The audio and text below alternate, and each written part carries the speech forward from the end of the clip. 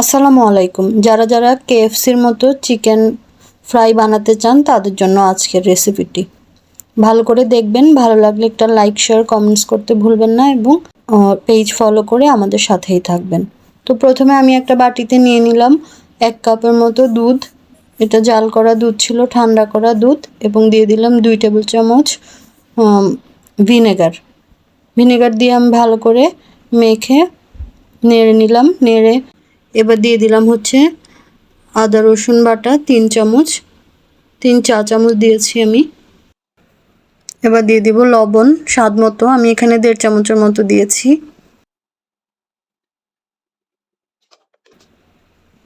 দিয়ে দিচ্ছি হচ্ছে কালো গোলমরিচের গুঁড়ো, এখানে আমি 1/2 চা চামচ দিয়েছি। এবং এবার দিয়ে দিলাম জিরার গুঁড়া 1 চামচ দিয়েছি। আর দিয়ে দিচ্ছি হচ্ছে শুকনো মরিচের গুঁড়া, যারা ঝাল পছন্দ করে বেশি তারা শুকনো মরিচের গুঁড়া দিবে। এখানে আমি 1 চামচ দিয়েছি। সয়া সস দিয়ে দিচ্ছি 2 টেবিল স্পুন। এবার দিয়ে দিচ্ছি হচ্ছে টমেটো সস আমি এখানে 1/3 কাপ দিয়েছি। টমেটো সস যদি আপনি চিকেন ফ্রাইতে ইউজ করেন তাহলে চিকেন ফ্রাইয়ের টেস্ট অনেক গুণ বেড়ে যায়। এবার দিয়ে দিচ্ছি পেঁয়াজের গ্রেট করা, আপনারা পেঁয়াজ বাটাও দিতে পারেন, আমি গ্রেট করে দিয়েছি। গ্রেট করলেও অনেকটা বাটার মতোই হয়ে যায়, তাই আলাদা করে বাটতে হয় না। আমি একটা বড় সাইজের পেঁয়াজ দিয়েছি, যেহেতু আমার অনেকগুলো মাংস তাই আমি একটু বেশি করেই নিয়েছি। এবার সবগুলো উপকরণ ভালো করে মেখে নিব। চামচ দিয়ে নেড়ে নেড়ে ভালো করে মেখে নিচ্ছি যেন সবগুলো একটার সাথে মিশে যায়।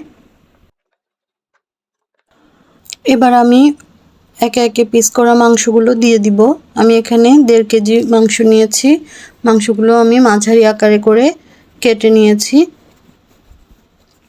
মাংসের মধ্যে আমি কোনো মুরগির চামড়া রাখিনি। অনেক সময় অনেকে চিকেন ফ্রাই তৈরিতে মুরগির চামড়া রাখে, আমি এখানে চামড়া ছাড়াই করেছি। এবার একটা র্যাপিং পেপার দিয়ে ঢেকে আমরা ফ্রিজে রেখে দিব। আমি 1 রাতের মতো রেখেছিলাম ফ্রিজে। ম্যারিনেটের জন্য বেশিক্ষণ রাখতে চান না তারা আধা ঘন্টা রাখলেও হবে। এবার একটা বক্সে আমি একটা বড় দেখে বক্স নিয়েছি, সেখানে আমি 4 কাপ ময়দা নিয়ে নিচ্ছি।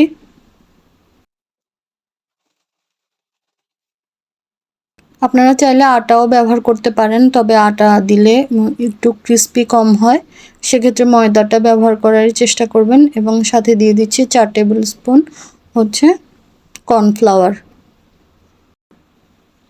কর্নফ্লাওয়ার চাইলে আরও 1-2 চামচ একটু বাড়িয়ে দিতে পারেন, তাতে ক্রিস্পিনেসটা আর একটু বাড়বে। এবার দিয়ে দিচ্ছি লবণ এবং এবার দিলাম কালো গোলমরিচের গুঁড়া। এবার ভালো করে চামচ দিয়ে নেড়ে চেড়ে মিশিয়ে নিচ্ছি সবগুলো উপকরণ।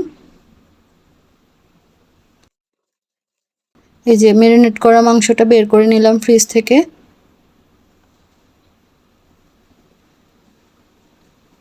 এটা আমার পুরো রাত ফ্রিজে ছিল, ভালো করেই ম্যারিনেট হয়েছে, সবগুলো মশলা ঢুকে গিয়েছে।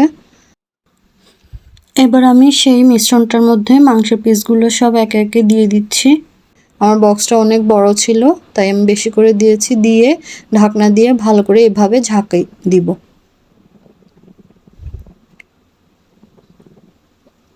ঝাঁকি দেওয়া হয়ে গিয়েছে, এবার মাংসের পিসগুলো বের করে নিচ্ছি। এভাবে করে যখন আপনি ঝাঁকি দিয়ে মাংসের পিসগুলোতে আটা লাগাবেন বা ময়দা লাগাবেন, এভাবে করলে মাংসের গায়ে ভালো করে আটা লাগবে এবং আমরা যেই মাংসের উপরে একটা ক্রিস্পি ভাব দেখি সেটা তৈরি হয়। এবার আমরা মাংসগুলোকে পানির মধ্যে ডুবিয়ে কয়েক সেকেন্ডের জন্য রেখে দিব, তারপরে আবার সবগুলো মাংস পানি ঝরিয়ে উঠিয়ে নিব। একই নিয়মে যেভাবে আমরা কিছুক্ষণ আগে বক্সের মধ্যে দিয়ে ঝাঁকি দিয়েছি, সেভাবে করে মাংসগুলো আবার বক্সের ভিতর ঢুকিয়ে আমরা ভালো করে ঝাঁকি দিয়ে নিব। অর্থাৎ মাংসগুলোর মধ্যে ভালো করে ময়দার কোটিং করে নিব। এভাবে ঝাঁকালে খুব সুন্দর করে ময়দার কোটিং তৈরি হয়ে যায়।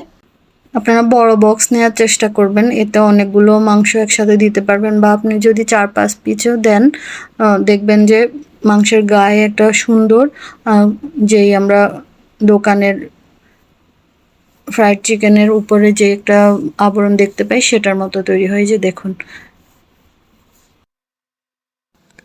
এবার একটা ফ্রাই প্যান চুলায় দিয়ে বেশি করে তেল দিয়ে গরম করে নিব। এখানে আমাদেরকে ডুবো তেলে ভাজতে হবে, তাই তেল একটু বেশি করে নিতে হবে। তেল হালকা গরম হলেই আমরা আস্তে আস্তে করে মাংসের পিসগুলো দিয়ে দিব এবং এপিট ওপিট করে উল্টিয়ে ভেজে নিব। এই যে দেখুন, কেএফসির মতো সুন্দর সেই চিকেন ফ্রাই তৈরি হয়েছে। দেখতে যেমন হয়েছে, খেতেও অনেক সুন্দর হয়েছে। আপনারা এভাবে করে কেএফসি স্টাইলে চিকেন ফ্রাই তৈরি করবেন এবং খেয়ে জানাবেন আপনাদের চিকেন ফ্রাই কেমন হয়েছে। ভিডিওটি ভালো লাগলে লাইক, শেয়ার, কমেন্টস করতে ভুলবেন না। ধন্যবাদ।